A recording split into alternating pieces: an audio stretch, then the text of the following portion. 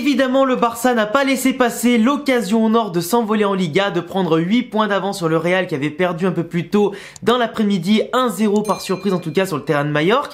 Le Barça qui confirme à domicile que c'est eux qui mènent la danse en Liga cette saison et encore plus depuis la reprise du foot après la Coupe du Monde avec une belle victoire aujourd'hui, 3-0 contre le FC Séville. Le FC Séville au passage qui sur 90 minutes, tu peux pas forcément analyser leur match autrement que des joueurs sans coronesse, qui n'ont rien osé, qui sont venus en victime, qui étaient prêts à poser 2 rideaux défensifs et à courir dans tous les sens et n'importe comment, sans un pressing organisé, sans un pressing qui aurait pu prendre à la gorge le Barça au moins au début du match. En tout cas un Séville qui était paumé, qui techniquement montre exactement la même chose depuis le début de saison, c'est-à-dire des choses désorganisées, des choses imprécises, des choses non volontaires, des choses aussi, t'as l'impression que le ballon leur brûle les pieds, des mecs qui n'ont aucune confiance en eux pour attaquer comme pour défendre. Donc un FC Séville qui propose absolument aucun football. On pensait peut-être qu'ils allaient avoir un sursaut d'orgueil pour ne pas prendre une valise. Au final, ils ont rien proposé et ils ont pris quand même 3 buts. Donc un FC Séville que, encore une fois, je suis déçu.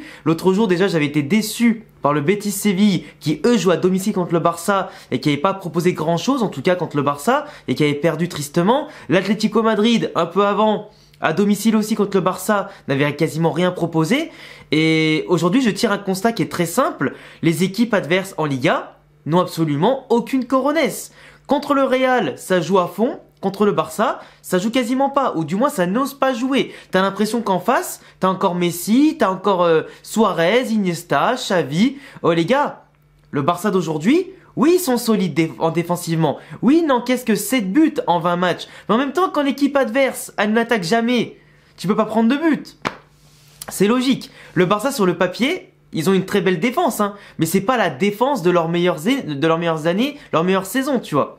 On a un Barça qui, t'as l'impression que c'est le Barça de 2009, 2011, 2015 dans la tête des adversaires. Alors que c'est pas du tout le cas. C'est un Barça qui est prenable si tu leur mets la pression. Et pour moi, les équipes de Liga devraient prendre des notes sur les adversaires que le Barça a eu en Europa League ou en Ligue des Champions, qui eux ne se sont pas fait prier pour attaquer le Barça, leur imposer un rythme d'enfer du début à la fin des matchs et les ont déstabilisés au point de carrément de les éliminer. Et pour moi, les équipes de Liga aujourd'hui, elles sont ultra limitées en termes de talent. Il y a beaucoup d'équipes qui ont perdu beaucoup de grands joueurs, qui sont partis en Bundesliga, en Première Ligue. Et encore, quand je dis grands joueurs, c'est plutôt des bons joueurs, corrects joueurs pour certains. Mais vraiment, les équipes en Liga se sont affaiblies en seulement quelques saisons. Leur niveau de jeu technique a régressé énormément au point qu'elles peuvent même plus faire douter les équipes comme le Real ou le Barça la plupart du temps.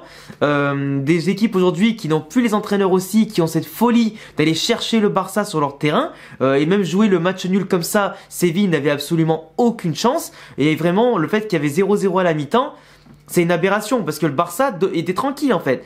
Le premier mi-temps, ça ronronnait un petit peu, c'était pas le jeu fluide et rapide qu'on a vu en deuxième mi-temps. Le Barça était plus en mode contrôle, passe à 10, en faisant attention aux petits contres bien sûr de Séville. Je dis bien petits contres parce qu'ils ont pas fait grand chose avec des grandes ambitions. Donc le Barça avait tout le loisir de passer de la gauche à la droite, de reculer, de faire des balles par-dessus, de tenter des combinaisons un peu folles. Et finalement, quelques frappes sont passées à côté, quelques tentatives un peu lointaines sont passées à côté, t'as eu des coups de pied arrêtés, mais globalement le Barça était tranquille. Pas dangereux pour autant parce qu'il trouvait pas forcément la faille. Le temps que Séville avait encore un peu d'énergie pour défendre et tout ça. Mais dès le début de deuxième mi-temps, le Barça a mis plus de rythme avec un Rafinha qui était excellent. Un Jordi Alba qui a été incisif et décisif aussi sur ses appels tranchants dans la verticalité.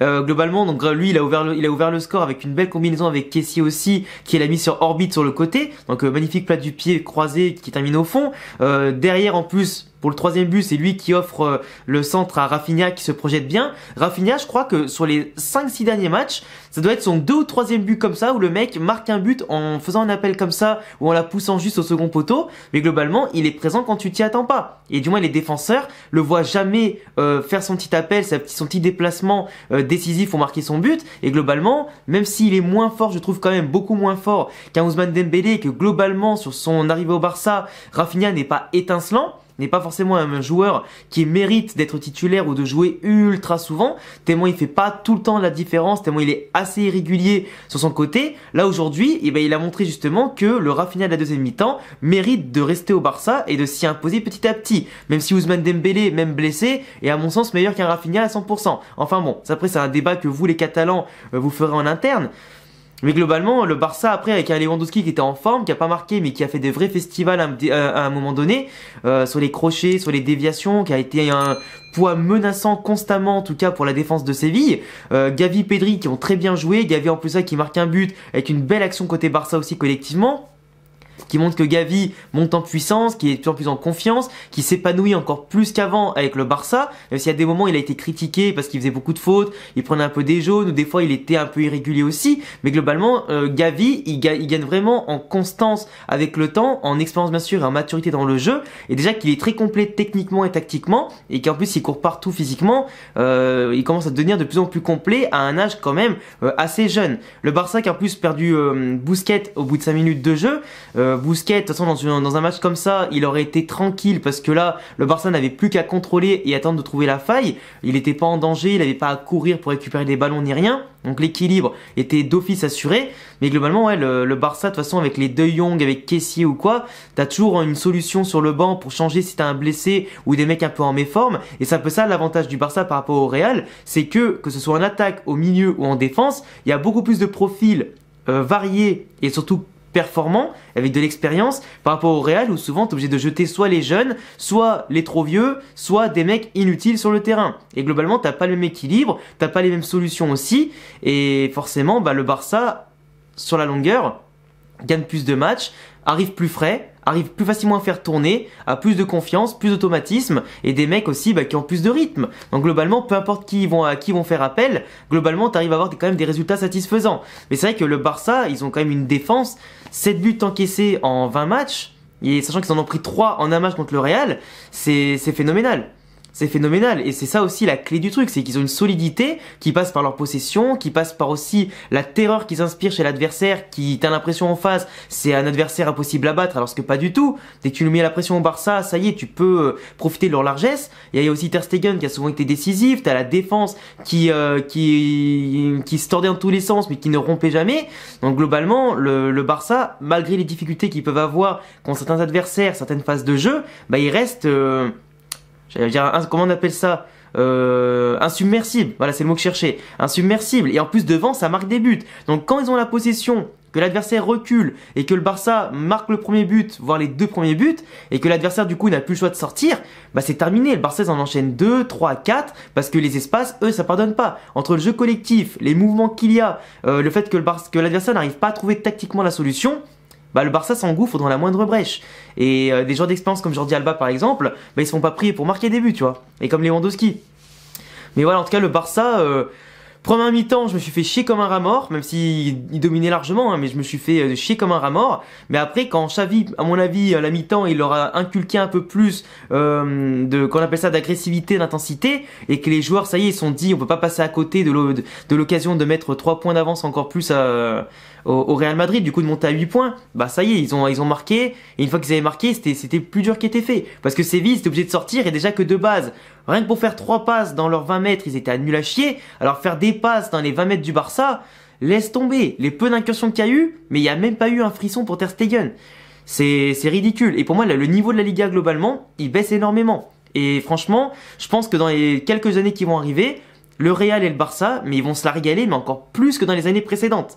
Parce que là, l'écart se creuse de plus en plus. Là, le Real, cette année, entre quelques blessures, quelques méformes assez inexplicables, et un passage à vide aussi qui est un peu inexplicable dans le jeu, parce que tout le début de saison, c'était fantastique, ils étaient largement la meilleure équipe d'Espagne, mais là, depuis la Coupe du Monde, c'est fantomatique. C'est parce qu'il y a un niveau de confiance qui est perdu, un renouvellement d'effectifs qui est bien sûr nécessaire et qui est en train d'être enclenché. Xavi avec le Barça, ils l'ont fait depuis un petit moment et ça porte enfin ses fruits après quelques années de disette. Mais là, cette année, je pense que le Barça va prendre la Supercoupe et la Liga Et globalement, le vainqueur du Classico entre Real Barça en Copa del Rey prendra sûrement aussi la Copa del Rey. Donc moi, le Barça, ils sont peut-être pas loin de faire un triplé cette année, avec un effectif pourtant, ou du moins au début, un jeu qui était pas au top du top, et contre un Real Madrid qui de base est annoncé comme favori la plupart du temps. Donc franchement, même s'ils sont reversés en Europa League, ils peuvent largement sauver la saison, plus que le Real qui pourrait peut-être même faire une année blanche s'il venait à même pas gagner le mondial des clubs. Donc en tout cas, pour moi, le Barça est quasiment sûr d'avoir le trophée de la Liga. Donc le Real ferait mieux de se concentrer sur la Copa del Rey, parce que la Ligue des Champions, certes on peut passer Liverpool qui passe un sale quart d'heure aussi. Globalement je pense pas que le Real ira plus loin que les quarts de finale avec un tel niveau de jeu, de confiance et de fatigue, etc. Et d'effectifs, c'est pas possible. Faudra attendre l'été prochain, se reconstruire un petit peu, avoir encore pourquoi pas de belles recrues à chaque ligne. Perez a pas voulu récupérer des Cancelo et tout ça, donc tant pis, on le paye aussi un petit peu. Et le Barça en tout cas a fait les bonnes recrues, a fait les bons choix aussi stratégiques après quelques années à faire de la merde. Donc globalement c'est en train de porter ses fruits, donc bravo Xavi, bravo le Barça. La Liga est quasiment pour vous. Maintenant on verra bien d'ici le prochain Classico ce qui peut se passer. Si le Barça aussi peut traverser un passage à vide, on sait pas. Ça peut arriver à tout le monde. Donc à voir comment le Real va se relever, parce que là il n'y a plus le droit à l'erreur du tout. C'est du 90% de chance de remporter la Liga pour le Barça.